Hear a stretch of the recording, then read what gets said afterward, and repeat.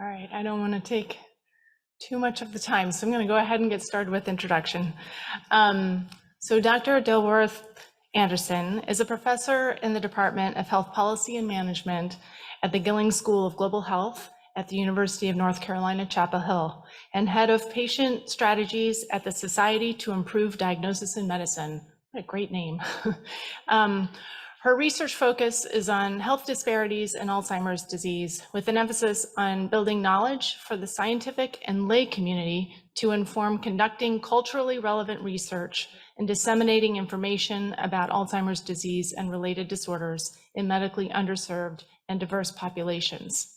Her research bridges community engagement activities on empowering patients and families in seeking diagnoses for chronic diseases, accompanying care, and needed support. Her service record attests to her national recognition. She is the former president of the Gerontological Society. I can't say it as a pediatrician, sorry. A member of the National Advisory Council on Aging at NIA, and a former board member of the National Board of Directors of the Alzheimer's Association, and is currently a member of the Global Council on Brain Health and Board of Directors of the Alzheimer's Association, Eastern North Carolina chapter. In addition, Dr. Dilworth Anderson is the recipient of numerous awards that include Alzheimer's Association International Conference Award, the 2022 Bang Winblad Lifetime Achievement Award in Alzheimer's Research, a UNC Diversity Award in 2018 in recognition of her commitment to diversity and inclusion in research, teaching, and leadership, a 2010 recipient of the Ronald and Nancy Reagan Alzheimer's Research Award from the Alzheimer's Association, and I could go on and on. But in the interest of time, I'm going to hand it over to the expert, who I hope will challenge us and inspire us to do better in this arena. We are honored to be in your presence and to learn from you.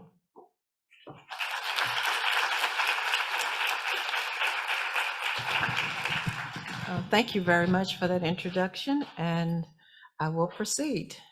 One thing I'd like to add to that introduction, I am currently working with the Society to Advance Diagnosis in Medicine, and I'm the patient lead for that organization, working in the capacity that I work in terms of Alzheimer's disease research as well.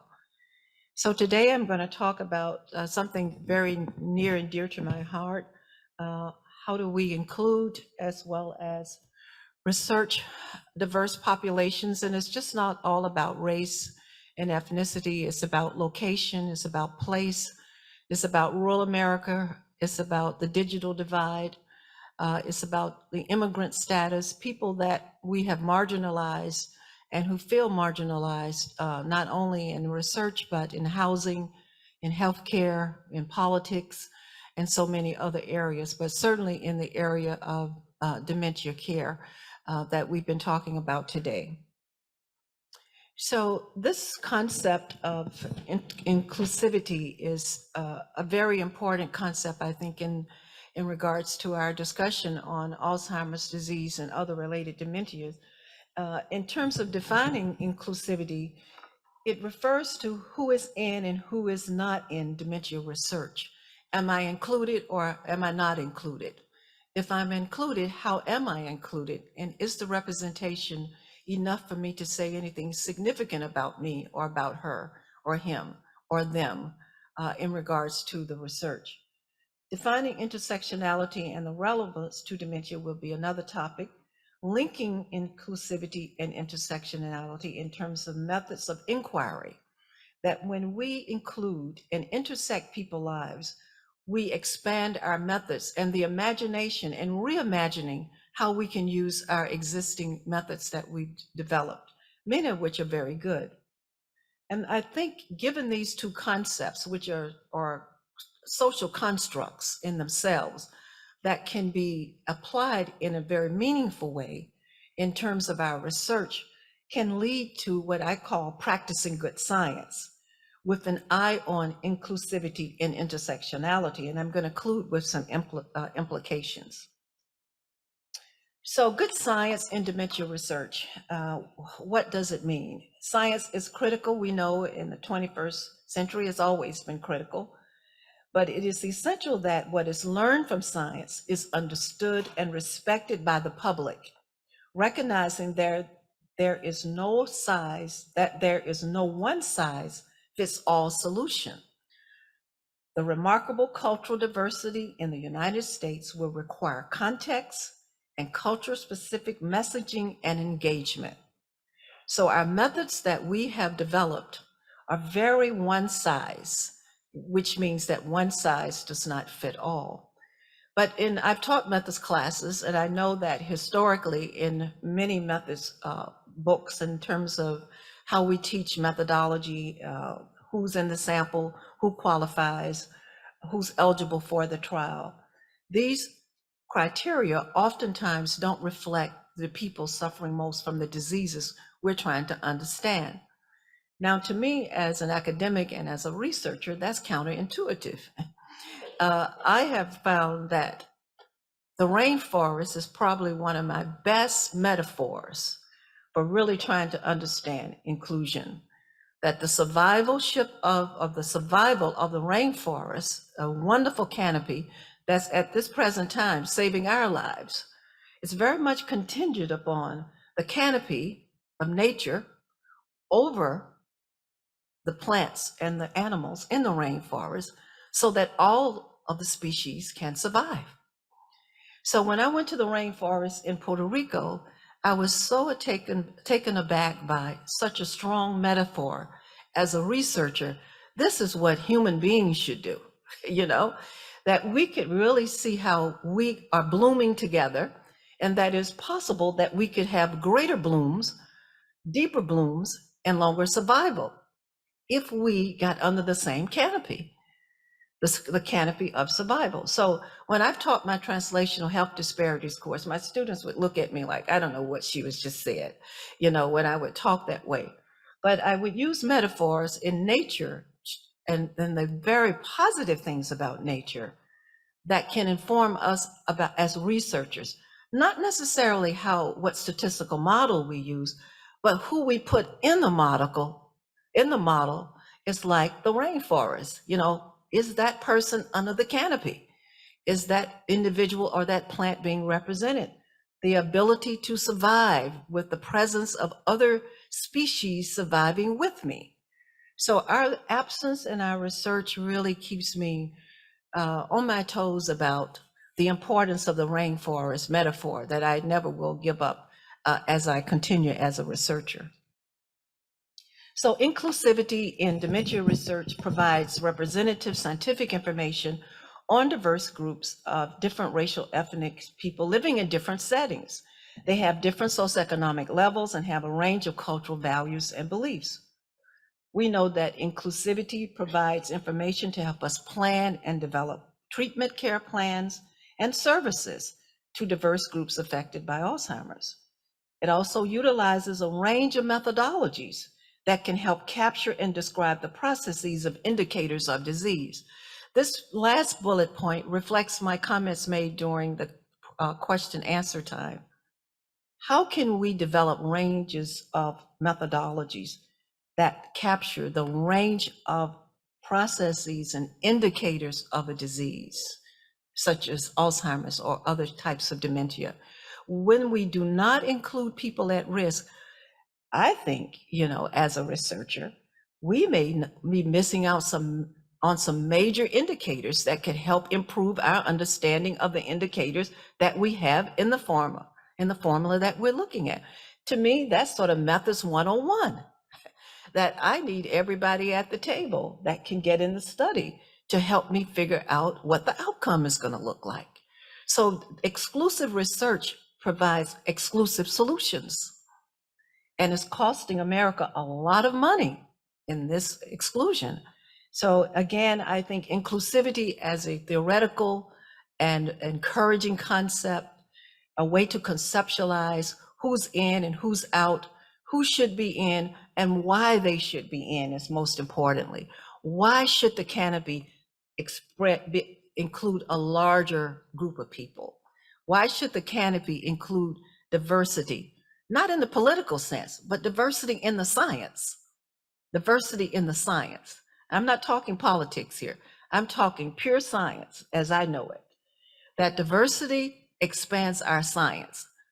It helps me as a scientist, as I've said to my students many years, imagine and reimagine. And before we would take our breaks, I said, so everybody get in the zone of reimagination. So come back with something a little different than what we talked about before the break. So these things can help us come up with a different way to understand the problem. So intersectionality, which is a more abstract concept in the development of Alzheimer's research, really looks at no single axis of inequality, such as race, can provide evidence on understanding the power of privilege and discrimination. No one single axis, like race or gender. It is not just race and gender or race by gender. It is race and gender in context, where you live, how you live, what century you lived in, so ancestry counts. All of these things become, now let me say this, I don't expect myself nor anyone in this audience and beyond to think we can capture all of this. One of my ideas today is to help us imagine if I did think about these things, what would my research look like? Would it improve my research? If I move beyond a single axis or two things, intersectionality allows the scientists to view people from multiple lines of identity, rural versus urban, socioeconomic status, all of these things that are noted in that second bullet. Ultimately, intersectionality encourages a well-rounded inquiry to disadvantage that does not box itself into just one line of inquiry, following one line. Go back to the metaphor of the rainforest, okay? So if the rainforest had one species, we probably would have more fires, you know. We may not even be alive, you know. We certainly wouldn't have enough oxygen as humans in America. So this one line of inquiry doesn't give us, metaphorically speaking, enough oxygen to understand the complexity of these diseases that we're trying to study. So our brains, and God has given us, I'll step out of the box and say God has given us the brain power to reimagine, metaphorically, what our rainforest could look like, so that we could breathe better, we could diagnose better, we could treat better, we could come up with better pharmacological solutions that are more impactful and more inclusive. Things that challenge our imagination, doing the same thing over and over and over again. We're going to run out of oxygen. More people are going to die. More people are going to get the disease. We've been at this a long time. It's the reason why we're not any further. We're not using the metaphor of the rainforest. So the benefits of this intersectionality provides what I call a helicopter view of people. We develop an awareness of the multiple pathways and statuses of people's lives, so that we can inform science. We develop a more informed science, care plans, and interventions. I'd like to say that I wanted to use this word helicopter. I went back and forth on this slide using the word helicopter. But when I think about intersectionality, it's like I'm hovering over all these people that I care about in my study, and how much of them can I get in view? How much of them can I digest, given my outcome? In fact, it might be the level of digestion that may change my dependent variable. Because now I've expanded my imagination to tell me by hovering has informed me more. So when I step into their world more, now I know my outcome variable is too limited. So exclusion doesn't give us a helicopter view.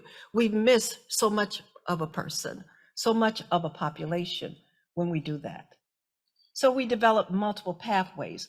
When we develop this helicopter view of people in our research, it advances the science of dementia. just the science. And this is at the heart of it. And now I'm speaking about rainforests, but the other metaphor is the science. The rainforest metaphor expands our imagination to move to another scientific level. Where can we go from here? If we hover over what we know now and expand our vision, expand our space from which we can look and see people. So when we link intersectionality and inclusivity, it provides us with more representative information scientifically. And this representative, scientific, inclusive information is contingent upon the intersection of a number of things. I've just added these here today. Where people live, if you're in rural or versus urban, whether it's a particular race, ethnic, cultural group, socioeconomic status. We talk about all of the telemedicine and healthcare has moved to technology. There are people right now with no broadband in America. There were children during COVID who had no way to get an education and who are suffering in America right now. We knew that before COVID. We all knew that. Well, actually this, a lot of us knew that in America. The policymakers knew that. The educators knew that, okay? The people that manage the money for public education and private education knew that. So now we have casualties among our children with mental health problems. They're lagging behind educationally. This is going to go on a long time. And so when we get these representative, this inclusive information, we are better informed as to what to do. We can create access to care. And research and disciplinary training can change in terms of the values of scientists. Now, one of the things I did in the last class I developed at my Global School of Public Health at Chapel Hill, I developed a translational health disparities course. I may have mentioned it a few minutes ago. And I would intentionally select articles that were very biased in terms of samples. And of course, required all the students to read them, and we would interrogate them as to what can we, if we had to do this over, how would I do this? So I didn't tell them that in the beginning. So in the class, we would start with, what is the title? And let's flip to the sample. And then they sort of look at me and I said, that's all we're gonna know today. We're gonna know what this study is about and only these people in this study. Now, for the people that you're going to treat, they had nurses, doctors, allied health scientists, researchers, and of course, therapists in there, Duke and Chapel Hill students. Now, when you start practicing and you're being trained this way, this is all you're gonna know. So then we interrogate the science. If you had to redesign that study, how would you redesign that study? How would you then change the questions? Who then would be in your sample? And then I would sometimes call the emerging MD out and say, now, if this kind of person was sitting before you in your practice, would you know anything about them? Would you know how to talk to them, treat them, recommend something? It went on. It wasn't the traditional translational health disparities, but it was a translational health disparities course. Because I wanted my students to understand, if you don't reimagine and re-educate yourself, all you will learn is what you're learning from these articles. If you do not go beyond this, and then you're going to have people sitting before you treating people that you never read about. You never touched, never understood their language, the indigenous people, all of those things. So we know that practicing good science, when we use intersectionality and inclusion, certainly will get us to a better place. So now, one of the things that I always say at this juncture in this type of discussion is, so what am I doing about it? You know, you can talk about something all the time and say what you should do, but are you doing it yourself? Yes, I am. It's hard, but I'm trying to do it with the help and in support of many other very good researchers in this country. I'm involved in a study called New Ideas. It's an imaging dementia evidence amyloid scanning study. It's a nationwide research study for people who have memory loss. The study is looking at a type of brain imaging called amyloid, which everybody in here knows about. The scan is safe, non-invasive, as we know, and it takes pictures of the brain. Why conduct the New Ideas study? Well, some of you may know there was an Ideas study. Now we call this the New Ideas. The original Ideas study recruited 18,500 participants. Less than 10% were racial ethnic minorities.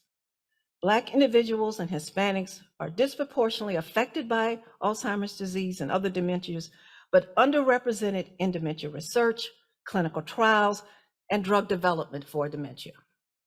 New Ideas is a study that will address gaps in the original study by recruiting Black individuals and Hispanic Latinos. This is our study team. We like one another. We get along most of the time. We debate one another and we challenge one another in our research. I'm working very closely with my colleague at Vanderbilt, Dr. Consuela Wilkins, and we are developing methodologies, applying existing methodologies, revising methodologies as we go, because we are reimagining, imagining, and developing and redeveloping. It is very difficult to do this kind of work when you don't have a blueprint. So we are implementing and blueprinting at the same time. So we are creating science and we are applying science, and we are testing the viability of these scientific methods as we go. All of this, I don't need to tell you, this is what we present in terms of trying to diagnose the memory loss conditions in these two populations that have been woefully underrepresented in almost all clinical research on AD and related dementias. These are the eligibility requirements for us: English or Spanish speaking, impairment, of course, must not live in a skilled nursing home, and other characteristics on the New Ideas website. But what I really want to get to is some of the meat of what we have been employing. Why should we have racial ethnic groups in PET scans?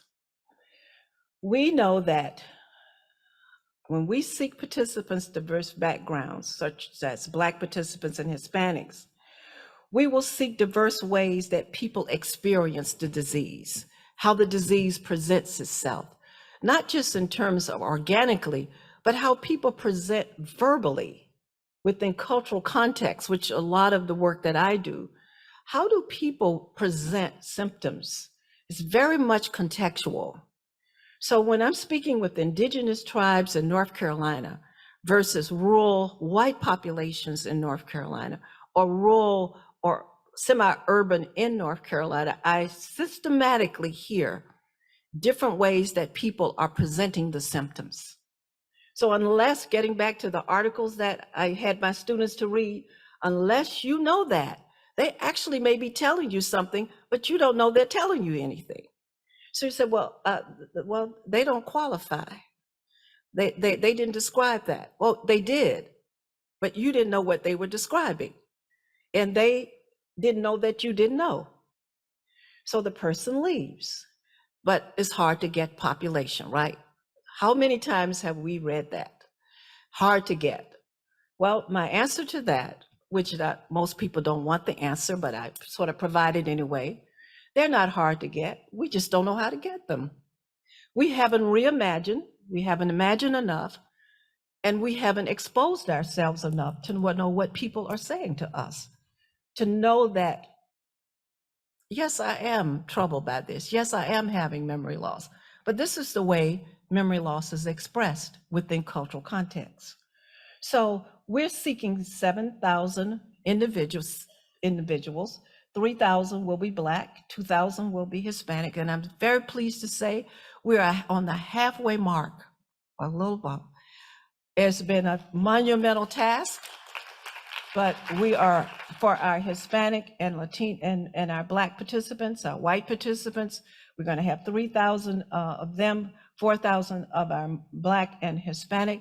Now, let me share this. It takes money, it takes time, a lot of imagination and reimagination to do this, and a team of really wonderful people to work with who are dedicated and on the same spiritual, moral, ethical, and scientific trail that we're all on together. And I say all of those things because that's the way I feel, and I sometimes impose that.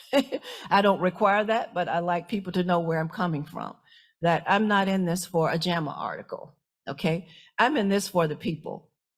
They are suffering, they're counting on us, and they don't even know us. And I want them to know that all of us care about them, care enough to get to know them.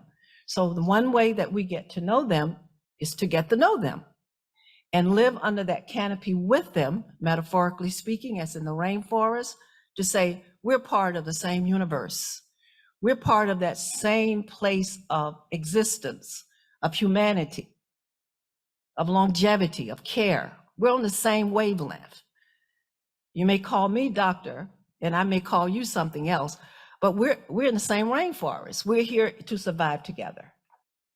So these are the sites of our engagement locations across America. And I must say that Dr. Wilkinson and I have some very good teams working with us of young scientists who are dedicated. Now, I said earlier during the answers time, question and answer time, let's get different kinds of people on our team to help us beyond, in addition to methodologies. I have social workers, social service people with me, public health, because they know things that I don't know. How to talk to people, get in the communities, make suggestions to me. I have one person worker, and he'll say, Dr. Dilworth Anderson, no, let me talk to them. You don't need to talk to them. You know, because he has been in those communities. He knows the lingo. He knows the approach. He understands that.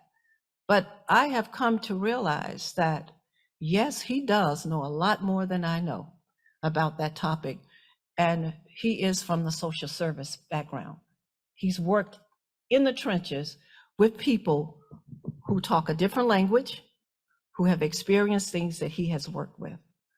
So we have different people involved in the study. We have study champions, we have participants, we have primary care physicians, and we have dementia specialists. And we're very proud that we have created culturally adapted recruit materials that reflect the individuals and communities and the cultures of the people. Dr. Wilkins at Vanderbilt and her team, stellar team. We did retranslation, translation, back translation. We piloted all of our flyers, all of our brochures, all of our tablecloths, banners, everything. We had the people in the communities involved with us to know how to translate at a level that they understood. And so far, so good. Our brochures, we did the same thing. Now, let me say this, and I'd like to reiterate this again. This takes time. So having served on council at NIA myself, and a former president of the Gerontological Society, this is something I've said in both settings. If we are going to do inclusive research, we have to expand our recruitment time. Ask for the money, ask for the time.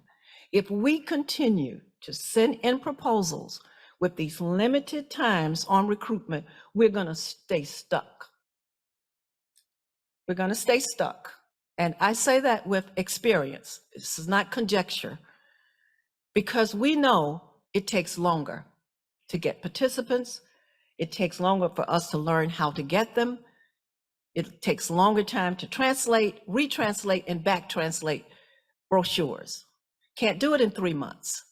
It may take 9 months to do it. So please look at your timelines and timetables in terms of your recruitment. Expand and talk to your officer at the NIH, your program officer, before you submit your grants, and encourage them to encourage you to work with you on how best to expand that timeline in a way that you can get an inclusive sample. We have community engagement, our champions. Now we are proud to say we have college students that are part of our champions. And who are champions? These are people who are on the ground, in the communities, informing the families, informing potential participants about the study. And they are people who know the community. They are people who can relate to these communities. We have college students working with us now during their summer breaks, during their spring breaks. They're using this as part of their classes. And so now we have generations of racial ethnic groups on the ground engaging in the communities. We have also used the arts as a part of our engagement. You may see that middle picture there. Those are two of the staff members working with me. I'm the person in the white coat there. We have been engaged with a play written by a Black playwright called Unforgettable.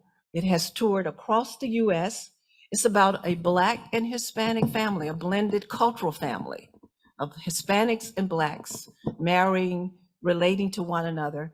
And Mama D, who is the sort of quote unquote big mama in our culture of these families, she develops dementia and how that family negotiates understanding her symptoms.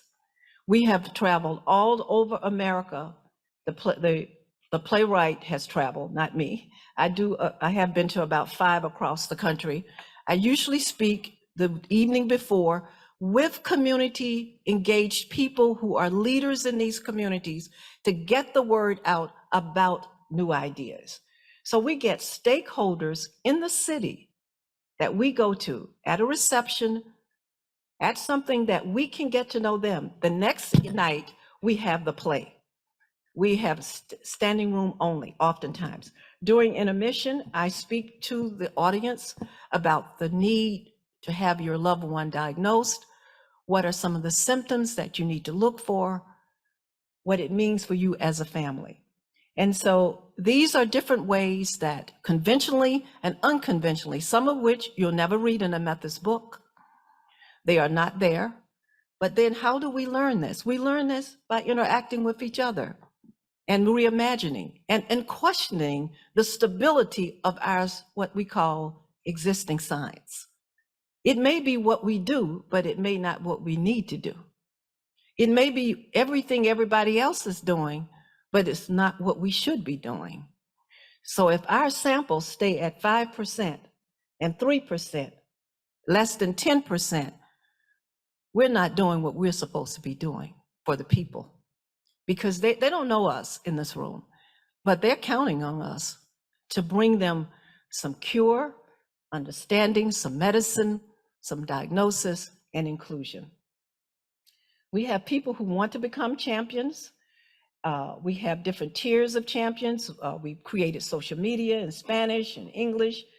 We have different research tiers. I won't go through all of this. I just wanted to show you that. We have different accruals across cities. We're in about 9 cities where we have champions. We're expecting to get at least 8 to 10 in each city. It does take a lot of work. We have staff who fly out to these cities, work with stakeholders within these cities to get the champions. What do the champions do? They educate the community. We educate the champions to educate the community. A very public health model. Very public health model. So on our teams, ask ourselves, do I have a social worker? Do I have a nurse? Do I have a public health expert working with me to really help understand how to develop my recruitment strategies?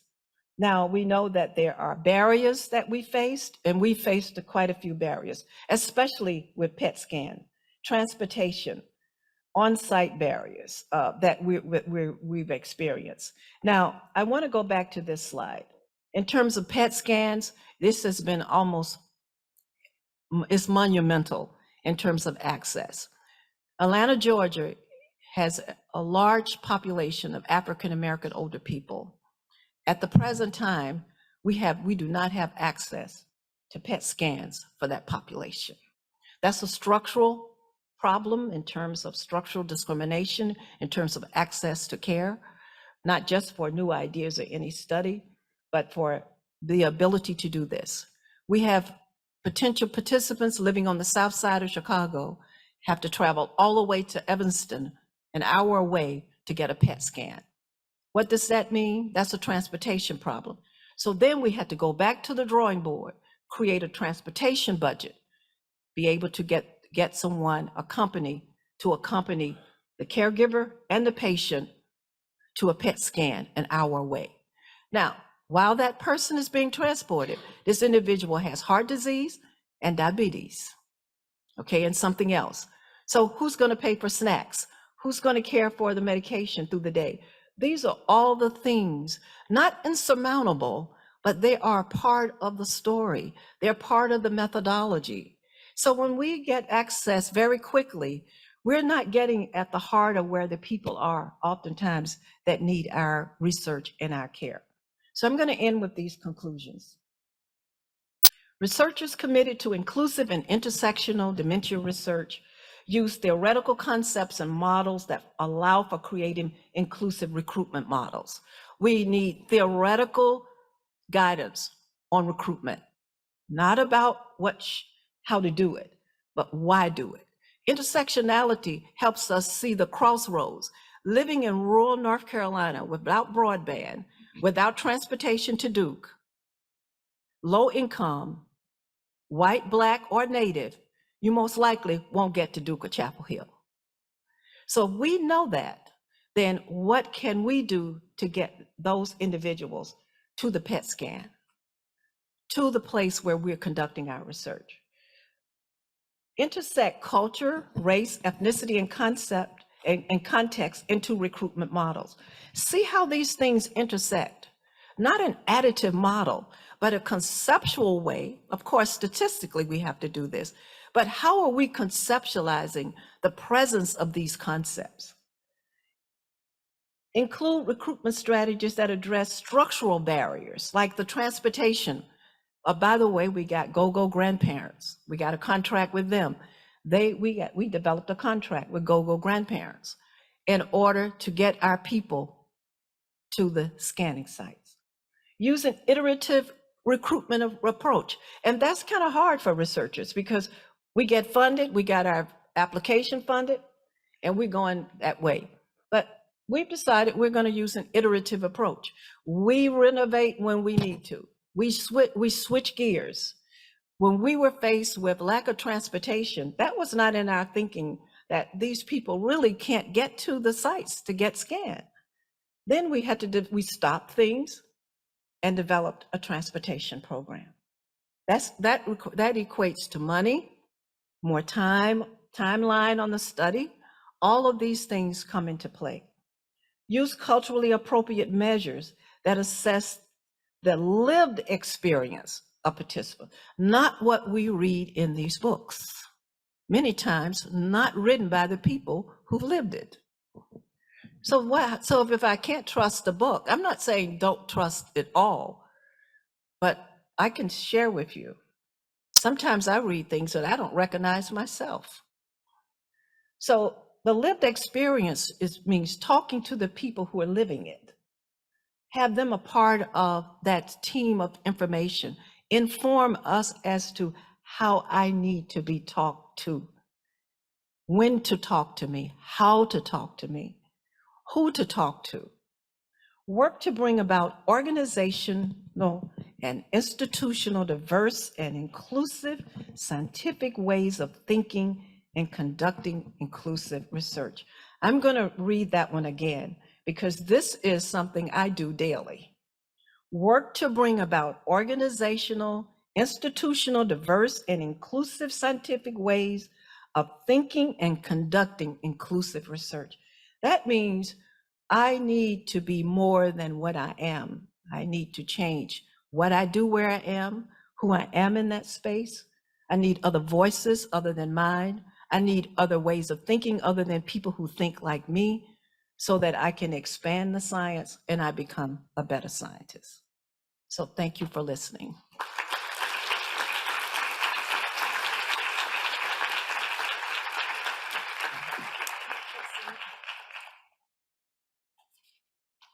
Thank you so much.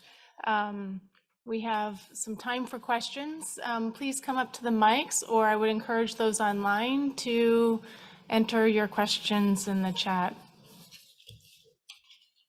Thank you so much for this really informative and inspiring talk. I really appreciate it. You touch on so many important things. I was very happy to see that Houston has the highest number of champions. Yes, yes, I yes, appreciate yes, that. yes. What I would like is to really help amplify your message. Those slides were so informative, and really your creative ideas about the methodology, about the canopy, all of that was so beautiful. Is there any way we can get your slides? We will not necessarily give yes. your talk, but we would learn and use your principle and share with our colleagues who are facing this community. We do have a lot of work in this area in Houston, and we can amplify your message, and I would deeply appreciate your. I will definitely get back to you. Thank you. You certainly. Oh, great talk. This is really very inspiring. And I had a question because I think I encountered this. You have mild cognitive impairment as a requirement for new ideas, and do you have a large screen failure rate? And does that really, when people make the effort to come and they are anticipating being part of research, and then they get told they can't? And I often wonder about that, because in my interpretation of that screening tool, those screening tools, is they're not very universal. And it seems to me it'd be way better if anybody who wants to participate can. And then you use those tools to kind of subgroup them later, but don't tell people no in these kinds of studies. And I wonder if you had that experience in New Ideas. We have not had those experiences. I mean, not to my knowledge. People are actually very happy to find out that they're okay. It's the other way around. But we have not had any problems from any families or any older people in our studies who wanted to be in our study to say, I still feel like it's something wrong. Now, one of the things that we do with our staff is that we make sure, now we're not engaging once the champions inform the communities. They're not talking to the patients. The champions are structurally informing the communities, tell them where to go, and the Alzheimer's Association is working with us on this. They go to the dementia specialists. We have a screening tool for the dementia specialists as well. That's culturally informed. We spend a lot of time on that as well. So we work both ends to try to assure as best we can that we're targeting the people who need to be in it. And so there are some exit interviews that you do with people who don't get into the study. Yes. Mm-hmm. Yeah, To my knowledge, yes. I have to verify all of the specifics of that. that was Yes. really inspiring. Thanks so much for that. I was just curious about your experience potentially with New Ideas on the urban-rural sort of question, and you know, in terms of engaging, you know, that another level of, you know, of, again, people who are underserved, and there's unique challenges for sort of the rural communities, and just whether you had any experiences yet. Are there things that? Oh, you know, you I've worked in that experienced community in North Carolina for quite a while, and with the indigenous people as well. They are very welcoming. I'm trained in sociology and social psychology, and after doing a postdoc, I went back to Northwestern. I went and got all my advanced degrees at Northwestern and undergrad at Tuskegee. That was the really foundation for relating to people and celebrating girls, by the way, who were smart. And so that was really important. So what I did after all of that formal training, I went back another 2 years and I got clinical training in family therapy. So I can say for myself, which I've used in all of my research, not so much to practice in family therapy, but what I found out doing family research in chronic disease is that there were so many clinical issues that families brought to me as a trained theoretical sociologist and social psychologist, I couldn't even completely understand. That has served me so well over the years. So it has encouraged me to get clinical social workers, nurses, and the allied health scientists in the arena with us to really relate to people. Then you don't get so much pushback, because I think when we have the right trained people there to hear the right voices that people are bringing to us, we get less rejection. Great, thanks. That's why I think we need to expand our teams to really get outside of what we traditionally have as a part of our team. These people are not hard to get. I still say we just don't know how to get them. That requires of us to retool, rethink, reimagine, readjust the way that we're doing things, and bring them on board when we're doing this, kind of like have them as our advisors. Well, these people, like, and I'll stop for just a second. When I was working in the indigenous community in one tribe, I had what in social psychology, we used to call them confederates. You have an old social psychologist in the crowd. And she said to me, you don't need to come and talk to the people and just go back to Chapel Hill. You need to stay and eat in the restaurants, the little places that the people had created, so the people can get to know you. I said, but we're not talking to them. They said, but they're looking at you and they're sizing you up. Okay. Then I hired one of the native young men on my team. The wife of one of the chiefs became my ambassador. So these were the ways that I got accepted. And she said, don't just get in your car and go back. You got to stay in the community for a while and stay with us. So that meant more money, more time, and for my staff to be out in the field longer. So these are the things that you learn when you have that intersectional, inclusive approach to people that is not written in the literature as we are discussing today. Yes. Just a quick question on the informed consent. To me is a major barrier. It's written like a lawyer. I mean, it's just hard to comprehend, particularly drug company studies. I mean, sometimes they're 27 pages. I'm just curious from your going out, what the perception of the informed consent process was. Well, that part I didn't handle, but we have not gotten major pushback from what I understand. The College of Radiology, that is very much involved in new ideas, they handle the informed consent along with my colleagues at Vanderbilt. But we have not, and we have meetings all the time. We have not had major pushback on that. We spent a lot of time on it. And we develop instruments to assess the practices. We stopped for a while. We had the practices that were not recruiting, and we did a stop so that they could regroup, and our practices that were moving on, we shored them up. So what I'm saying is, one of those bullets in one of my slides is recruitment in diverse populations is an iterative process. It is not a set in stone. It's iterative at the moment because we do not have the methodologies pinned down. So we're learning and applying at the same time. It's going to be written up. Yes. I don't know if we have time or not.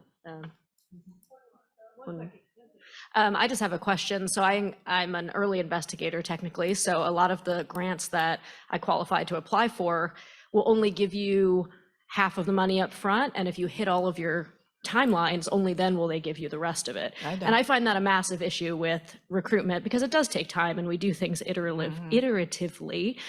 So what do you think? I know you can't fix this. What do you think from a policy standpoint we can do also to give them feedback about this? Because it's happened on multiple occasions. Well, I've served on council with Richard Hodis and that crowd up there.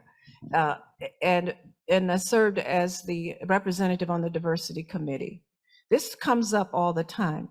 And when a scientist asks me that, I say, tell your program officer, you have the right to go speak to a committee to talk about what you do. You have the right to write it up. You have a right to present it to council. If you feel you don't have that right, create your right to do it. You're a taxpayer and you're a scientist. See, there are things as scientists that I think, because I can't generalize to this audience, that we're trained to stay in the margins. But the greatest inventions were outside the margins. Somebody took a chance to do something different, to think differently, to approach it differently, to reimagine, to see themselves, metaphorically speaking, as part of the rainforests, that I exist because you exist. And the ability to do that requires stepping outside the box. So these requirements are written by people, by the way, and they can be rewritten.